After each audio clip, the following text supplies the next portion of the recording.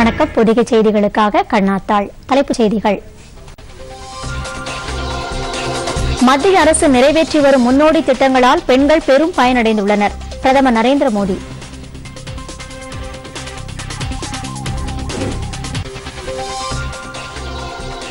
பீகாரில் பிஜேபி, ஐக்கிய ஜனதா தள், லோக் ஜனசக்தி கட்சிகளுக்கிடையே மக்களவைத் தேர்தலுக்கான இடப்பகிர்வு உடன்பாடு முடிவாகியுள்ளது.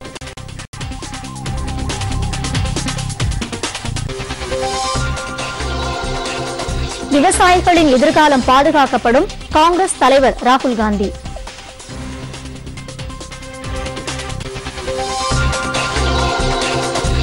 இந்தோனேஷியாவில் கடலுக்கு அடியில் எரிமலை வெடித்து ஏற்பட்ட சுனாமியில் 222 பேர் பலி.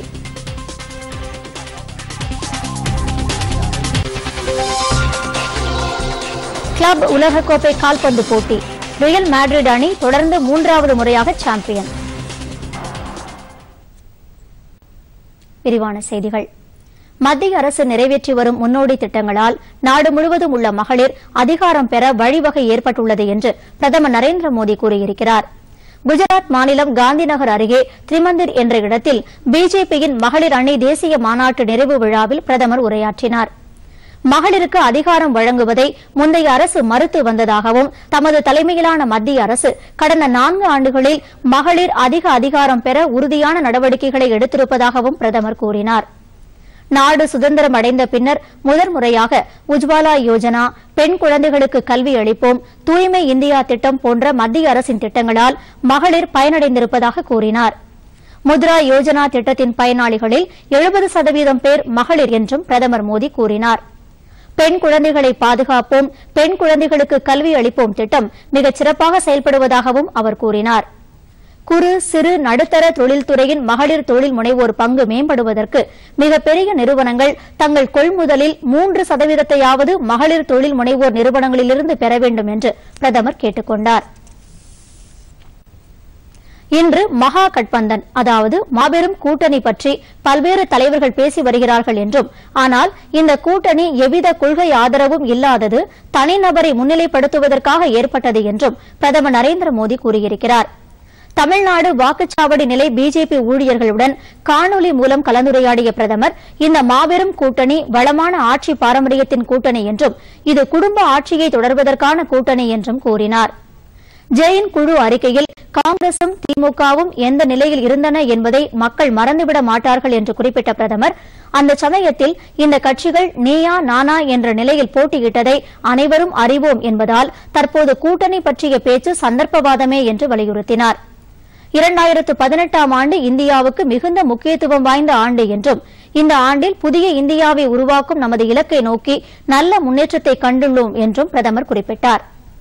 2018ஆம் ஆண்டு தொடங்கப்பட்ட உலகின் மிகப்பெரிய மருத்துவ காப்பீட்டு திட்டத்தில் 6 லட்சம் குடும்பத்திற்கும் மேற்பட்டவர்கள் இலவச மருத்துவ சிகிச்சையை பெற்றிருக்கிறார்கள் என்றும் அவர் கூறினார். ஏழை மக்கள் இத்தகைய திட்டங்களால் அதிகாரம் பெற்றவர்களாக உருவெடுத்து வருகிறார்கள் என்றார் அவர். அதிநவீன நகர திட்டத்தின் கீழ் தமிழ்நாட்டில் 11 நகரங்களில் பொதுமக்கள் ஒத்துழைப்புடன் முன்னேற்ற திட்டங்கள் செயல்படுவதாக பிரதமர் தெரிவித்தார். இவ்வாறு மக்கள் திட்ட அமலாக்கத்தில் ஒத்துழைக்கும் போது அந்த திட்டம் அனைவரையும் உள்ளடக்கியதாக இருக்கும் என்பது உறுதி செய்யப்படுவதாக பிரதமர் தெரிவித்தார். அமிர்த் திட்டத்தின் கீழ் தமிழ்நாட்டில் 33 நகரங்கள் சேர்க்கப்பட்டு அடிப்படை வசதிகள் மேம்படுத்தப்படுவதாக பிரதமர் கூறினார். தூய்மை இந்தியா திட்டத்தின் கீழ் தமிழ்நாட்டில் 5,30,000 தனிநபர் கழிவறைகளும் 86,000 பொது கழிவறைகளும் கட்டப்பட்டிருப்பதாக பிரதமர் தெரிவித்தார். திருச்சி கிழக்கு, மேற்கு, ஸ்ரீரங்கம், திருவெரும்பூர், புதுக்கோட்டை, கந்தர்வக்கோட்டை சட்டமன்ற பகுதிகளைச் சேர்ந்த கட்சி பொறுப்பாளர்கள் திருச்சி ஆக்ஸ்போர்டு பொறியியல் கல்லூரியில் கூடி பிரதமரின் காணொலி கலந்துரையாடலில் பங்கேற்றனர். பீகாரில் பிஜேபி, ஐக்கிய ஜனதா தள், லோக் ஜனசக்தி கட்சிகளுக்கிடையே மக்களவைத் தேர்தல் இடப்பகிர்வு ஒப்பந்தம் ஏற்பட்டுள்ளது. இந்த ஒப்பந்தத்தின்படி பிஜேபியும் ஐக்கிய ஜனதா தளும் தலா 17 தொகுதிகளில் போட்டியிடும். லோக் ஜனசக்தி கட்சி 6 தொகுதிகளில் போட்டியிடும். இந்த ஒப்பந்தத்தின் ஒரு பகுதியாக லோக் ஜனசக்தி தலைவர் ராம்விலாஸ் பாஸ்வானை மாநிலங்களவை உறுப்பினராக தேசிய ஜனநாயக கூட்டணி சார்பில் நியமிக்கவும் உடன்பாடு எட்டப்பட்டுள்ளது. புதுதில்லியில் இந்த உடன்பாடு பற்றி அறிவித்த பிஜேபி தலைவர் அமித் ஷா, இந்த முறை பீகாரில் 2017 தேர்தலை விட சிறப்பான வெற்றியை அடைவோம் என்று நம்பிக்கை தெரிவித்தார். இந்த உடன்பாடு பற்றி கருத்து தெரிவித்த பீகார் முதலமைச்சர் நிதிஷ்குமார் இந்த தொகுதிகளுக்கான வேட்பாளர்களின் பெயர்கள் குறித்த முடிவு பின்னர் எடுக்கப்படும் என்று கூறினார். இந்த உடன்பாட்டுக்கு முன்னதாக இந்த கட்சிகளிடையே பல சுற்று ரகசிய பேச்சுவார்த்தைகள் நடைபெற்றன. லோக் ஜனசக்தியுடனான கருத்து வேறுபாடுகள் களையப்பட்டு இந்த உடன்பாடு உருவாக்கப்பட்டுள்ளது. விவசாயிகளின் பாதுகாப்பான எதிர்காலத்திற்கு தேவையான அனைத்து முயற்சிகளையும் தாம் மேற்கொள்ள இருப்பதாக காங்கிரஸ் தலைவர் ராகுல்காந்தி தெரிவித்துள்ளார். மறைந்த முன்னாள் பிரதமர் சரண் சிங்கின் பிறந்தநாள் விவசாயிகள் தினமாக கொண்டாடப்படுவதையொட்டி டுவிட்டர் மூலம் அவர் இவ்வாறு பதிவிட்டுள்ளார். இது வெறும் வாக்குறுதி மட்டுமல்ல என்றும் தமது கடமை என்றும் கூறியுள்ள ராகுல்காந்தி விவசாயிகள் தினத்தையொட்டி அவர்களுக்கு தலைவணங்குவதாக குறிப்பிட்டுள்ளார். அணு ஆயுதங்களை கொண்டு செல்லக்கூடிய நீண்ட தொலைவு கண்டம் விட்டு கண்டம் பாயும் ஏவுகணை அக்னி 4 இன்று ஒடிஷா மாநிலம் பாலசூரிலிருந்து வெற்றிகரமாக சோதிக்கப்பட்டது. ராணுவத்தின் பயன்படுத்துவோர் சோதனை என்ற அடிப்படையில் இந்த ஏவுகணை சோதிக்கப்பட்டது. டாக்டர் அப்துல் கலாம் தீவில் உள்ள ஒருங்கிணைந்த சோதனை தளத்தின் 4வது ஏவு வளாகத்திலிருந்து இந்த 4000 கிலோமீட்டர் தொலைவு வரை தரையிலிருந்து மற்றொரு தரை இலக்கை தாக்கக்கூடிய அக்னி 4 சோதிக்கப்பட்டது. இந்த சோதனையின் போது சோதனை நோக்கங்கள் அனைத்தும் நிறைவேற்றப்பட்டு முழு வெற்றி அடைந்ததாக பாதுகாப்பு வட்டாரங்கள் தெரிவிக்கின்றன. இந்த சோதனையின் போது இலக்கு துல்லியமாக தாக்கப்பட்டதா என்பதை கண்காணிப்பதற்காக 2 கப்பற்படை கப்பல்கள் இலக்குக்கு அருகே நிறுத்தி வைக்கப்பட்டிருந்தன. இந்த சோதனை அக்னி 4 7வது சோதனையாகும். ஜம்மு காஷ்மீர் மாநிலம் அவந்திபுரா என்ற இடத்தில் காவல்துறையினருக்கும் தீவிரவாதிகளுக்கும் இடையே ஏற்பட்ட துப்பாக்கிச் சண்டையில் ஜலந்தர் காவல்துறையினரால் தேடப்படும் 2 தீவிரவாதிகள் கொல்லப்பட்டனர். பஞ்சாப் மாநிலம் ஜலந்தர் அருகே மக்சூதான் குண்டுவெடிப்பு தாக்குதலில் இந்த தீவிரவாதிகளுக்கு தொடர்பு இருப்பதாகவும் காவல்துறையினர் அவர்களை தேடி வந்த நிலையில் தற்போது அவர்கள் கொல்லப்பட்டிருப்பதாகவும் ஜலந்தர் காவல்துறை ஆணையர் குர்பீர் சிங் புலர் தெரிவித்துள்ளார். கடந்த செப்டம்பர் மாதம் மக்சூதான் காவல் நிலையத்தில் கையெறி குண்டுகளை வீசி நடத்தப்பட்ட தாக்குதலில் தொடர்புடைய 2 கல்லூரி மாணவர்களை கைது செய்ததாகவும் அவர்களுக்கு ஜெய்ஷே முகமது தீவிரவாத அமைப்புடன் தொடர்பு இருந்ததாகவும் விசாரணையில் தெரிய வந்ததாக அவர் தெரிவித்தார். இந்த தாக்குதலில் 4 பேர் ஈடுபட்ட நிலையில் மற்ற 2 தொடர்ந்து தலைமறைவாக இருந்தனர். அவர்கள் ஸ்ரீநகர் வழியாக சண்டிகர் வந்ததாகவும் தெரியவந்தது. இதையடுத்து அந்த தீவிரவாதிகள் 2 அவந்திபுரா என்ற இடத்தில் இன்று சுட்டுக் கொல்லப்பட்டதாக காவல்துறை அதிகாரி தெரிவித்தார். கொல்லப்பட்ட 2 தீவிரவாதிகளில் ஒருவர் பல்வேறு தீவிரவாத செயல்களில் ஈடுபட்டவர் என்றும் ஜம்மு காஷ்மீரில் பல தீவிரவாத தாக்குதல்களை நடத்த திட்டமிட்டிருந்ததும் விசாரணையில் கண்டறியப்பட்டது. அந்த தீவிரவாதிகள் 2 சுட்டுக் கொல்லப்பட்டதை ஜம்மு காஷ்மீர் காவல்துறையினர் உறுதிப்படுத்தியதாகவும் குர்பீர் சிங் புலர் தெரிவித்துள்ளார். இந்தோனேஷியாவின் தெற்கு சுமத்ரா ஜாவா தீவின் மேற்கு பகுதியில் நேற்றிரவு ஏற்பட்ட சுனாமியால் 222 பேர் உயிரிழந்தனர். 800 பேர் காயமடைந்தனர். 28 பேரை காணவில்லை என்றும் தெரிவிக்கப்பட்டுள்ளது. எவ்வித முன்னெச்சரிக்கையும் இல்லாத நிலையில் இந்த சுனாமி அலைகள் சுற்றுலா கடற்கரை மற்றும் கடலோர பகுதிகளை தாக்கியதில் மக்கள் பீதியடைந்து தப்பி ஓடினார்கள். சுனாமி ஆழி பேரலை காரணமாக நூற்றுக்கணக்கான கட்டடங்கள் சேதமடைந்தன. பெரும் எண்ணிக்கையிலான மரங்கள் வேரோடு சாய்ந்தன. சைல்டு என செல்லமாக அழைக்கப்படும் பிரபல கிரகாடோவா எரிமலை வெடித்ததை அடுத்து இந்த ஆழி பேரலை ஏற்பட்டதாக இந்தோனேஷியாவின் தேசிய பேரிடர் அமைப்பின் செய்தி தொடர்பாளர் தெரிவித்தார். தேடுதல் மீட்புக் குழுவினர் தீவிர பணியில் ஈடுபட்டுள்ளனர். நூற்றுக்கணக்கானோர் இடிபாடுகளில் சிக்கிக் கொண்டிருப்பதால் உயிரிழப்பு எண்ணிக்கை அதிகரிக்கும் என்று அஞ்சப்படுகிறது. தேசிய மருத்துவ ஆணைய மசோதா 2017 நிறைவேற்றப்பட வேண்டும் என்று நித்தி ஆயோக் வலியுறுத்தியுள்ளது. சமீபத்தில் நித்தி ஆயோக் வெளியிட்டுள்ள புதிய இந்தியா 75 திட்ட அணுகுமுறை ஆவணத்தில் இது தெரிவிக்கப்பட்டுள்ளது. இந்திய மருத்துவ சபை, இந்திய செவிலியர் சபை ஆகியன போதுமான தகுதியுள்ள மருத்துவ பணியாளர்களை வழங்க தவறிவிட்டதாக இந்த ஆவணம் கூறுகிறது. செவிலியர் கல்வியில் கட்டுப்பாட்டு அமைப்பை முற்றிலும் மாற்றியமைத்து செவிலியர் பள்ளி பயிற்சி தரத்தை மேம்படுத்தி மீச்சிறப்பு மையங்களை ஏற்படுத்த வேண்டியதன் அவசியத்தையும் அந்த ஆவணம் வலியுறுத்துகிறது. நாட்டில் மருத்துவர்கள் பற்றாக்குறை பிரச்சினையை சமாளிக்க மருத்துவர்களை இறக்குமதி செய்வதற்கான வசதிகள் ஏற்படுத்தப்பட வேண்டும் என்றும் குறிப்பாக வெளிநாடுகளில் பணிபுரியும் இந்திய வம்சாவளி மருத்துவர்கள் வரவழைக்கப்படுவர் என்றும் நித்தி ஆயோக் தெரிவித்துள்ளது. எய்ம்ஸ் மற்றும் என்ஐஏ போன்ற நிறுவனங்களில் வெளிநாட்டு பல்கலைக்கழகங்களிலிருந்து ஆசிரியர்களை நியமிக்கவும் அவ்வப்போது வருகை தரும் பேராசிரியர்களை நியமிக்கவும் நடவடிக்கை எடுக்கப்பட வேண்டும் என்று அது கூறியுள்ளது.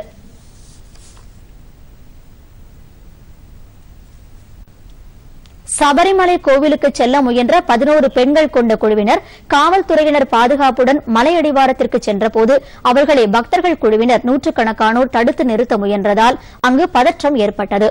இவர்களை தடுத்த சில பக்தர்களை காவல்துறை குழு கைது செய்து அகற்ற முயன்றபோது நூற்றுக்கணக்கான யாத்ரீகர்கள் ஓடி வந்து இந்த பெண் குழுவினரை விரட்டினார்கள்.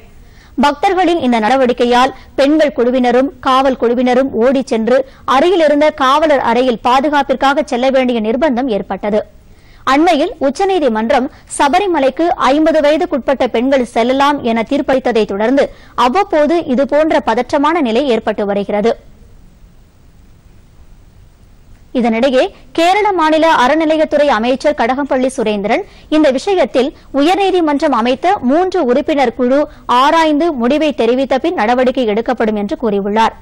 அதே சமயம் இந்த குழுவினர் இதுபற்றி கருத்து தெரிவிக்கையில் உயர்நீதிமன்றம் சபரிமலை யாத்ரீகர்களுக்கு செய்யப்பட்டுள்ள பாதுகாப்பு, சட்டம் ஒழுங்கு மற்றும் இதர வசதிகள் குறித்து ஆய்வு செய்ய தங்களை நியமித்ததாகவும் பெண் யாத்ரீகர்கள் தடுத்து நிறுத்தப்பட்ட விஷயத்தில் தாங்கள் தலையிட முடியாது என்றும் கூறினர்.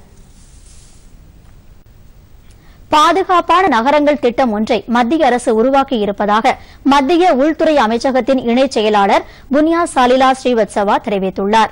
இந்த திட்டத்தின் முக்கிய அம்சங்களை அவர் விளக்கினார்.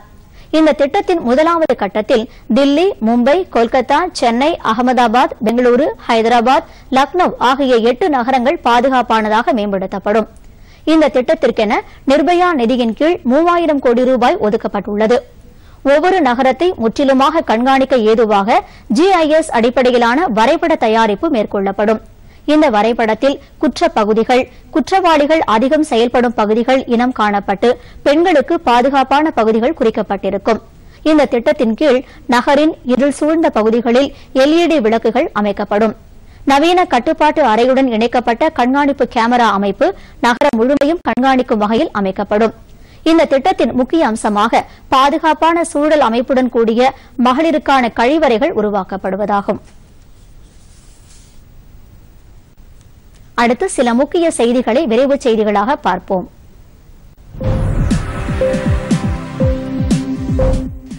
கடந்த 2003ஆம் ஆண்டு கடத்தப்பட்டு ஆஸ்திரேலியாவின் அருங்காட்சியகத்திலிருந்து மீட்கப்பட்ட அரியலூர் மாவட்டம் ஸ்ரீ புரந்தான் பிரகதீஸ்வரர் ஆலயத்தை சேர்ந்த நடராஜர் சிலையின் ஆருத்ரா தரிசனம் விமர்சையாக நடைபெற்றது. கும்பகோணம் நீதிமன்றத்தில் அனுமதியுடன் கொண்டுவரப்பட்ட இந்த சிலைக்கு சிறப்பு அலங்கார அபிஷேகம் மற்றும் ஆராதனைகள் நடைபெற்றது. பின்னர் நடராஜர் வாகனத்தில் எழுந்தருளி வீதி உலா வந்து பக்தர்களுக்கு அருள் பாலித்தார். ஆருத்ரா தரிசனம் முடிந்ததும் நடராஜர் சிலை நீதிமன்றத்தில் ஒப்படைக்கப்படும். அனைவருக்கும் தகவல் தொழில்நுட்பத்துடன் கூடிய உயர்கல்வி வழங்குவதே தமிழக அரசின் நோக்கம் என்று உயர்கல்வித்துறை அமைச்சர் KP அன்பழகன் கூறியுள்ளார். தருமபுரி மாவட்டம் பாலக்கோடு பாலிடெக்னிக்கில் இன்று அவர் மாணவர்களுடன் கலந்துரையாடினார். உயர்கல்வியில் நாட்டிலேயே தமிழ்நாடு முன்னோடி மாநிலமாக உள்ளது என்றார். தனியார் பாலிடெக்னிக்காக இருந்து அரசு பாலிடெக்னிக்காக செயல்படும் பாலக்கோடு பாலிடெக்னிக்கின் தொடர் செலவினங்களுக்காக 6.5 கோடி ரூபாயும் நூலக புத்தகங்கள், கணினிகள் வாங்க அரசு ஒதுக்கியிருப்பதாக அமைச்சர் கூறினார். பள்ளி கல்வித்துறையில் பல்வேறு மாற்றங்களை கொண்டு வந்து எதிர்காலத்தில் தமிழக மாணவர்களை எவரும் மிஞ்ச முடியாது என்ற நிலையை உருவாக்க மாநில அரசு நடவடிக்கை எடுத்து வருவதாக பள்ளி கல்வித்துறை அமைச்சர் KA செங்கோட்டையன் தெரிவித்துள்ளார். ஈரோடு மாவட்டம் கோபிச்செட்டிப்பாளையம் அருகே உள்ள கொளப்பலூர் தொடக்க வேளாண்மை கூட்டுறவு கடன் சங்கத்தில் நடைபெற்ற கறவை மாடு கடன் வழங்கும் விழாவில் 94 பயனாளிகளுக்கு தலா 50,000 ரூபாய் வீதம் காசோலைகளை அவர் வழங்கினார். நிகழ்ச்சியில் பேசிய அவர் கல்வியின் மூலமே ஏழ்மையை ஒழிக்க முடியும் என்று கூறினார். கோபிச்செட்டிப்பாளையத்தில் அமைக்கப்படும் ஜவுளி பூங்கா மூலம் 8000 பேருக்கு வேலைவாய்ப்பு கிடைக்கும் என அமைச்சர் தெரிவித்தார்.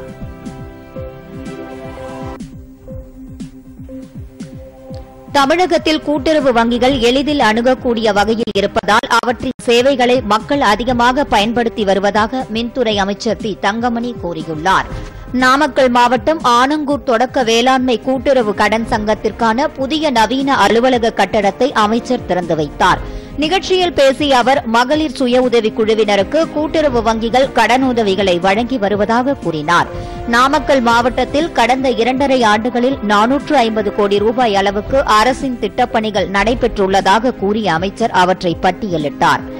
திருச்செங்கோடு குமாரபாளையம் பிரதான சாலையில் ஆனங்கூர் ரயில்வே கேட் அருகே போக்குவரத்து நெரிசலை தவிர்க்க ரயில்வே மேம்பாலம் அல்லது நுழைவு பாலம் அமைக்கப்படும் என்று அமைச்சர் தெரிவித்தார். தூத்துக்குடி ஸ்டெர்லைட் சம்பவம் தொடர்பான துப்பாக்கி சூட்டில் அப்பாவி மக்கள் 13 பேரை காவல்துறையினர் குறிவைத்து சுட்டுக் கொன்றிருப்பதாக ஆதாரங்கள் வெளிவந்திருப்பதாக திமுக தலைவர் மு க ஸ்டாலின் கூறியுள்ளார். விழுப்புரம் மாவட்டம் செஞ்சியில் நிகழ்ச்சி ஒன்றில் பேசிய அவர், இந்த துப்பாக்கி சூடு சம்பவத்தில் உயிரிழந்தவர்கள் பிரேத பரிசோதனை அறிக்கையை அரசு மருத்துவமனை தடவியல் நிபுணர்கள் தயாரித்திருக்கிறார்கள் என்றும் அதன் முக்கிய அம்சங்களை தனியார் ஊடகம் ஒன்று வெளிப்படுத்தியுள்ளது என்றும் கூறினார். பலியான 13 பேரில் 12 பேர் தலையிலும் மார்பிலும் சுடப்பட்டிருப்பதாகவும் அவர்களில் 9 பேர் பின்பக்கமாக சுடப்பட்டிருப்பதாகவும் 2 பேருக்கு தலையில் குண்டு ஊடுருவி சென்றிருப்பதாகவும் அந்த ஊடகம் தெரிவிப்பதாக ஸ்டாலின் கூறினார். காவிரி படுகையை பாதுகாக்கப்பட்ட வேளாண் மண்டலமாக அறிவிக்க வேண்டும் என்று பாமக நிறுவனர் ராமதாஸ் வலியுறுத்தியுள்ளார். இது தொடர்பாக அவர் இன்று வெளியிட்டுள்ள அறிக்கையில், காவிரி பாசன மாவட்டங்களில் உள்ள ONGC நிறுவனங்களுக்கு சொந்தமான எண்ணெய் மற்றும் இயற்கை எரிவாயு வயல்களை தனியார் நிறுவனங்களுக்கு தாரை வார்க்க மத்திய அரசு தீர்மானித்திருப்பது ஆபத்தான நடவடிக்கை என்று கூறியுள்ளார். இதன் மூலம் தனியார் நிறுவனங்கள் இந்திய வளங்களை வெளிநாடுகளுக்கு ஏற்றுமதி செய்து அதிக லாபம் ஈட்ட வகை செய்யப்பட்டு இருப்பதாக அவர் தெரிவித்துள்ளார். காவிரி படுகையை எரிவாயு மண்டலமாக மாற்ற மத்திய அரசு தொடர்ந்து முயற்சித்து வருவதாக கூறியுள்ள அவர், இதனால் காவிரி படுகை பாலைவனமாகும் அபாயம் உள்ளதாக தெரிவித்துள்ளார். காவிரி பாசன மாவட்டங்களை சீரழிக்கும் எந்த திட்டத்திற்கும் அனுமதி வழங்கக்கூடாது என்று ராமதாஸ் வலியுறுத்தியுள்ளார். ஆண்டுதோறும் நடைபெறும் இந்திய நாட்டிய விழா இன்று மாமல்லபுரம் கடற்கரை கோவில் வளாகத்தில் தொடங்கியது. சுற்றுலாத்துறை அமைச்சர் வெல்லமண்டி நடராஜன், ஊரக தொழில்துறை அமைச்சர் பெஞ்சமின் ஆகியோர் குத்துவிளக்கேற்று நாட்டிய விழாவை தொடக்கி வைத்தார்கள். உலகம் முழுவதும் இருந்து வந்துள்ள சுற்றுலா பயணிகள் இந்த விழாவில் கலந்து கொண்டு நடனங்களை ரசித்தனர். நாட்டின் தேசிய பாதுகாப்பை உறுதி செய்வதற்காக மத்திய அரசு எடுத்துள்ள கணினி கண்காணிப்பு நடவடிக்கை குறித்து காங்கிரஸ் கட்சி தேவையற்ற வகையில் குற்றச்சாட்டுகளை கூறி வருவதாக பிஜேபி செய்தி தொடர்பாளர் சாம்பிட் பத்ரா கூறியுள்ளார். புதுதில்லியில் செய்தியாளர்களிடம் பேசிய அவர், முந்தைய ஐக்கிய முற்போக்கு கூட்டணி ஆட்சியிலும் இந்த நடைமுறை இருந்து வந்ததாக குறிப்பிட்டார். சகிப்புத்தன்மை, மனிதநேயம் குறித்து இந்தியாவுக்கு பாகிஸ்தான் பிரதமர் இம்ரான்கான் கற்றுக் கொடுக்க வேண்டியதில்லை என்று அவர் தெரிவித்தார். பாகிஸ்தான் தீவிரவாதிகளின் புகலிடமாக திகழ்கிறது என்றும் அமெரிக்காவின் இரட்டை கோபுரங்களை தாக்கிய ஒசாமா பின் லேடனுக்கு அந்த நாடு தஞ்சம் அளித்தது என்றும் பத்ரா தெரிவித்தார். எரிசக்தி சேமிப்புக்கான மத்திய அரசின் 2018ஆம் ஆண்டுக்கான 17 விருதுகளை ரயில்வே தட்டிச் சென்றுள்ளது. தேசிய எரிசக்தி சேமிப்பு விருதுகள் என்ற பெயரிலான இந்த விருதுகள் ஆண்டுதோறும் வழங்கப்பட்டு வருகின்றன. இந்திய ரயில்வேயின் சிறப்பான திறன்மிகு நடவடிக்கைகளால் எரிசக்தி சேமிப்பு, ரயில் நிலையங்கள் தூய்மை போன்ற பிரிவில் இந்த விருதுகள் கிடைத்துள்ளன. மத்திய அரசின் நிறுவனம் ஒன்று இந்த அளவு அதிக விருதுகளை பெற்றுள்ளது இதுவே முதல் முறையாகும். ரயில்வேயின் இந்த சாதனையை அந்த துறைக்கான அமைச்சர் பியூஷ் கோயல் பாராட்டியுள்ளார். ஊதிய உயர்வு உள்ளிட்ட கோரிக்கைகளை வலியுறுத்தியும் 3 வங்கிகளை இணைப்பதற்கு எதிர்ப்பு தெரிவித்தும் பொதுத்துறை வங்கி ஊழியர்கள் வரும் 26ஆம் தேதி வேலைநிறுத்தத்தில் ஈடுபடப் போவதாக அறிவித்துள்ளனர். ஏற்கனவே இதே கோரிக்கைகளை வலியுறுத்தி பொதுத்துறை வங்கி அதிகாரிகள் கடந்த 21ஆம் தேதி வேலைநிறுத்தம் செய்துள்ள நிலையில் நாடு முழுவதும் சுமார் 10 லட்சம் ஊழியர்களின் வேலைநிறுத்தத்தால் வங்கிப் பணிகள் பாதிக்கப்படும் நிலை ஏற்பட்டுள்ளது. ஜப்பான் பேரரசர் அகிஹிட்டோவின் 85வது பிறந்த நாள் தலைநகர் டோக்கியோவில் வெகு விமரிசையாக கொண்டாடப்பட்டு வருகிறது. இம்பீரியல் அரண்மனையில் பிறந்த நாள் விழாவின் போது 82,000க்கும் அதிகமான அவர் ஆதரவாளர்கள் திரண்டு அவருக்கு வாழ்த்துக்களை தெரிவித்துக் கொண்டனர். பேரரசரின் பிறந்த நாள் அன்று தேசிய விடுமுறையாக அறிவிக்கப்பட்டுள்ளது. இதனையொட்டி அரசரின் அரண்மனை பொதுமக்கள் சென்று பார்வையிட இன்று திறந்து வைக்கப்பட்டிருந்தது. அகிஹிட்டோ தமது மனைவி மற்றும் மூத்த மகன் நரிஹிட்டோ மற்றும் குடும்பத்தினருடன் மக்களின் வாழ்த்துக்களை பெற்றுக் கொண்டார். எகிப்து நாட்டின் ராணுவ நுண்ணறிவு பிரிவின் புதிய தலைவராக மேஜர் ஜெனரல் காலித் மெகாவர் நியமிக்கப்பட்டுள்ளார். நுண்ணறிவு பிரிவு தலைவராக இருந்த முகமது அல் சாகத்துக்கு பதிலாக அவர் நியமிக்கப்பட்டுள்ளார். 2013ஆம் ஆண்டில் எகிப்து நாட்டின் அதிபராக அப்துல் பட்டா அல் சிசி பொறுப்பேற்றதற்கு பின்னால் அந்நாட்டின் ராணுவ நுண்ணறிவு பிரிவு அரசின் முக்கிய முடிவுகளை எடுப்பதில் பெரும் பங்காற்றுவது குறிப்பிடத்தக்கது. சீனாவில் அந்நிய முதலீட்டை ஈர்ப்பதற்கான புதிய சட்டத்தை அறிமுகப்படுத்த அந்நாட்டு அரசு பரிசீலித்து வருகிறது. கூட்டு முயற்சிகள் மற்றும் நேரடி அந்நிய முதலீடு ஆகியவை தொடர்பாக தற்போது அமலில் இருக்கும் 3 சட்டங்களுக்கு பதிலாக இந்த புதிய சட்டம் கொண்டுவரப்பட்டுள்ளது. இதற்கான வரைவு சட்டம் தேசிய மக்கள் காங்கிரசின் நிலைக்குழுவிடம் தாக்கல் செய்யப்பட்டுள்ளதாக சீனாவின் சின்ஹுவா செய்தி நிறுவனம் தெரிவித்துள்ளது. அடுத்து வருவது உலகச் செய்திகள்.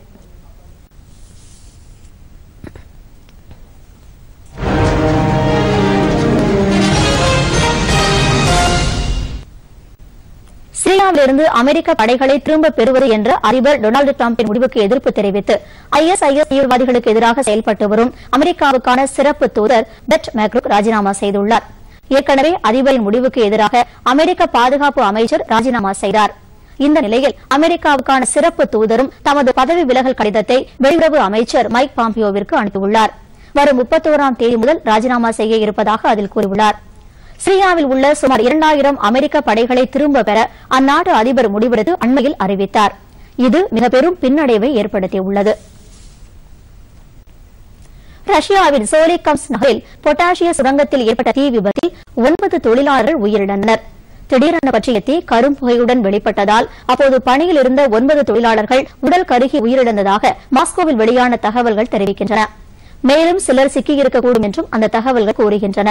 என்றாலும் 8 தொழிலாளர்கள் படுகாயங்களுடன் மீட்கப்பட்டதாக ரஷ்ய தொலைக்காட்சி செய்தி தெரிவிக்கிறது. சோமாலியாவில் அதிபர் மாளிகை அருகே அடுத்தடுத்து குண்டுகள் வெடித்ததில் 15 பேர் உயிரிழந்ததாக காவல்துறையினர் தெரிவித்துள்ளனர். மேலும் 17 பேர் காயமடைந்ததாகவும் அவர்கள் தெரிவித்தனர். முதலில் தற்கொலை கார் குண்டு வெடித்தது. அடுத்ததாக அதிபர் மாளிகைக்கு அருகில் மற்றொரு பகுதியில் குண்டு வெடித்தது. அல்கைடாவுடன் தொடர்புள்ள சபாப் என்ற அமைப்பு இந்த குண்டு வெடிப்புகளுக்கு பொறுப்பேற்றுள்ளது. 2வது குண்டு வெடிப்பும் கார் குண்டுதான் என்று அந்த அமைப்பு தெரிவித்தது.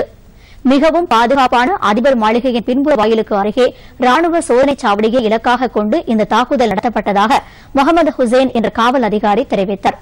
உயிரிழந்தவர்களில் பிரபல பத்திரிகையாளர் அவில் தாஹிர் சாலட், பாதுகாப்பு படை வீரர்கள் 2, உள்ளூர் தொலைக்காட்சி ஓட்டுநர் ஆகியோர் அடங்குவர் என்று அந்த அதிகாரி தெரிவித்தார். காயமடைந்தவர்களில் முகதேஷு நகரின் துணை மேயர் முகமதுல்லா, முன்னாள் மண்டல அதிகாரி வாசாமே ஜோட் ஆகியோர் அடங்குவார்கள் என்றும் அவர் தெரிவித்தார்.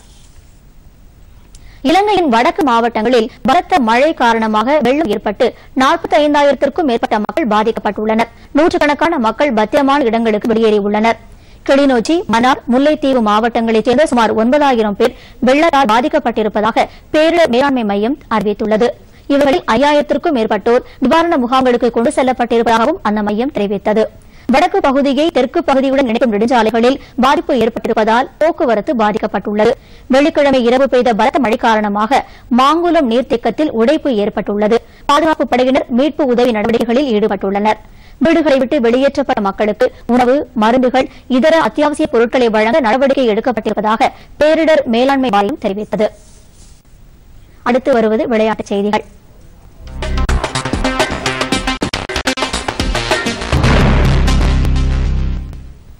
கிளப் உலகக்கோப்பை கால்பந்து தொடரில் ஸ்பெயின் ரியல் மேட்ரிட் அணி தொடர்ந்து 3வது முறையாக சாம்பியன் பட்டத்தை கைப்பற்றியுள்ளது. அபுதாபியில் நேற்று நடைபெற்ற இறுதிப் போட்டியில் ஐக்கிய அரபு குடியரசின் அலைன் அணியை 4-1 என்ற கோல் கணக்கில் வீழ்த்தியது. முதன்முறையாக ரியல் மேட்ரிட் அணிக்கு தலைமை தாங்கியிருக்கும் அர்ஜென்டினாவைச் சேர்ந்த சாண்டியாகோ சோலாரி இந்த போட்டியை எளிதாக கருதாமல் தீவிரமாக விளையாடியதால் வெற்றி கிட்டியதாக கூறியுள்ளார்.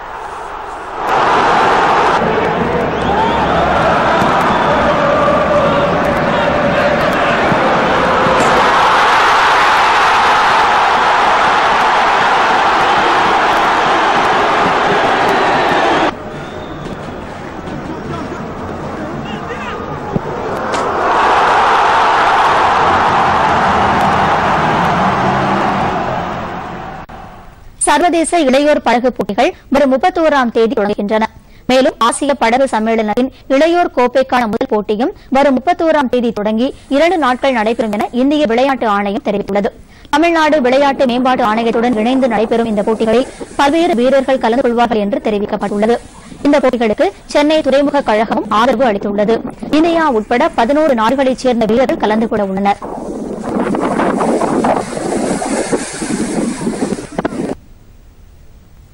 பிரீமியர் பேட்மிண்டன் லீக் போட்டிகளில் இன்று நடைபெற்ற முதல் போட்டியில் மும்பை ராக்கெட்ஸ் அணி 5-0 என்ற கணக்கில் தில்லி டேஷர்ஸ் அணியை வென்றது.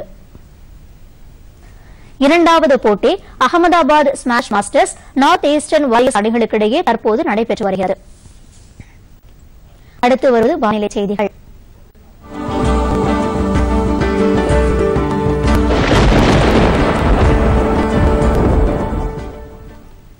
நாட்டின் வட மாநிலங்களில் கடுமையான குளிர் நிலவுகிறது. தலைநகர் தில்லியில் கடந்த 12 ஆண்டுகளிலேயே மிகவும் குறைவான வெப்பநிலை பதிவானது. நேற்று தில்லியில் -3.7 டிகிரி செல்சியஸ் வெப்பநிலை பதிவானதாக வானிலை ஆய்வு மையம் தெரிவித்துள்ளது. இந்த வெப்பநிலை இந்த பருவத்தின் சராசரி வெப்பநிலையை விட 4 டிகிரி குறைவு என்றும் அது தெரிவிக்கிறது. இன்று காலை தில்லியில் பனிமூட்டம் காணப்பட்டது. பாலம் விமான நிலையத்தில் 300 மீட்டர் தூர அளவில் இருந்த பொருட்கள் மட்டுமே கண்ணில் தெரியும் அளவிற்கு பனிமூட்டம் நிலவியது. சப்தர்ஜங் விமான நிலையத்தில் இது 400 மீட்டர் என்ற அளவில் இருந்தது. பஞ்சாப், ஹரியானா ஆகிய மாநிலங்களிலும் கடும் குளிர் நிலவுகிறது. பஞ்சாப் மாநிலம் ஆதம்பூரில் மிக குறைவான வெப்பநிலை பதிவானது.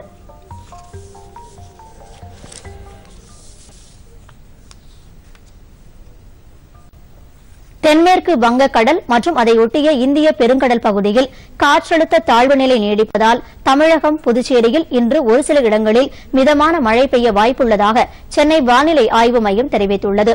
இந்த காற்றழுத்த தாழ்வு நிலை தற்போது தெற்கு இலங்கை மற்றும் அதை ஒட்டியுள்ள இந்திய பெருங்கடல் பகுதியில் நீடிப்பதாகவும் தமிழகத்தின் தென் மாவட்டங்களில் மழை பெய்ய வாய்ப்பு உள்ளதாகவும் அந்த மையம் தெரிவித்துள்ளது. சென்னையை பொறுத்தவரை வானம் பொதுவாக மேகமூட்டத்துடன் காணப்படும். ஓரிரு முறை சில இடங்களில் லேசான மழை பெய்யக்கூடும் என்று வானிலை மைய தகவல்கள் தெரிவிக்கின்றன. அடுத்து உலகின் பல்வேறு பகுதிகளில் நடைபெற்ற சில சுவாரஸ்யமான நிகழ்வுகளின் தொகுப்பை பார்க்கலாம். கிறிஸ்துமஸ் பண்டிகையை எதிர்கொள்ளும் விதமாக சிரியா தலைநகர் டமாஸ்கஸில் பிரம்மாண்டமான பேரணி நடைபெற்றது. பாக்தோமா என்ற இடத்திலிருந்து புறப்பட்ட அந்த பேரணி வாசா வழியாக அம்பாசியன் சதுக்கத்தை சென்றடைந்தது. இதில் 100க்கும் மேற்பட்ட சீரிய சாரண குழுக்களை சேர்ந்த பேண்ட் வாத்திய குழுவினர் இசை முழக்கம் செய்தவாறு கலந்து கொண்டனர்.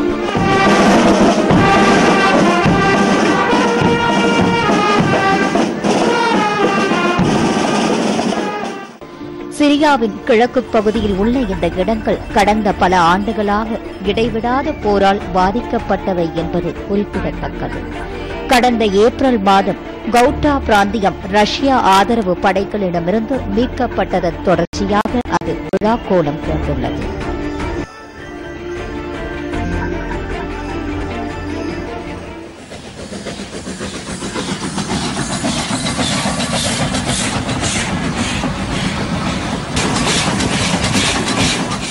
கிறிஸ்துமஸ் சீசனில் வழக்கமாக குடும்ப உறுப்பினர்கள் வீட்டிலேயே தங்கியிருப்பர்.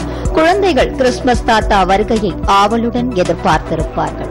ஆனால் கொலம்பியா நாட்டு தலைநகர் பகோடாவில் மக்கள் கிறிஸ்துமஸ் தாத்தாவை ஒளிரும் விளக்குகளுடன் கூடிய கிறிஸ்துமஸ் ரயிலில் பார்க்க இயலும்.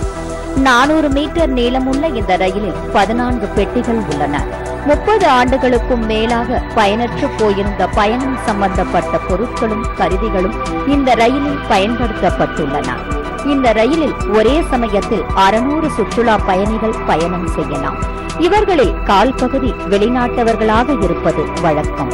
இந்த ரயில் சென்று கொண்டிருக்கும் போது கிறிஸ்துமஸ் தாத்தா பயணிகளை சந்தித்து சிறுவர்களுக்கும் சிறுமியருக்கும் பரிசு பொருட்களை வழங்குவார். பயணிகள் கிறிஸ்துமஸ் தாத்தாவுடன் இணைந்து புகைப்படங்களையும் செல்ஃபி படங்களையும் எடுத்துக் கொள்ளலாம்.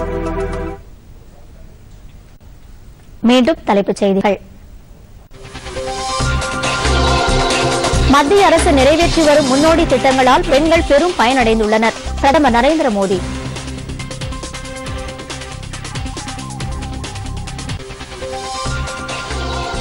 பீகாரில் பிஜேபி, ஐக்கிய ஜனதாதள், லோக் ஜனசக்தி கட்சிகளுக்கிடையே மக்களவைத் தேர்தலுக்கான இடப்பகிர்வு உடன்பாடு முடிவாகியுள்ளது.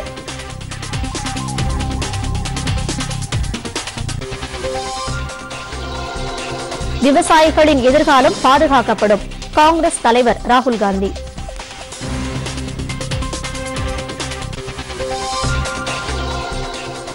இந்தோனேஷியாவில் கடலுக்கு அடியில் எரிமலை வெடித்து ஏற்பட்ட சுனாமியில் 222 பேர் பலி.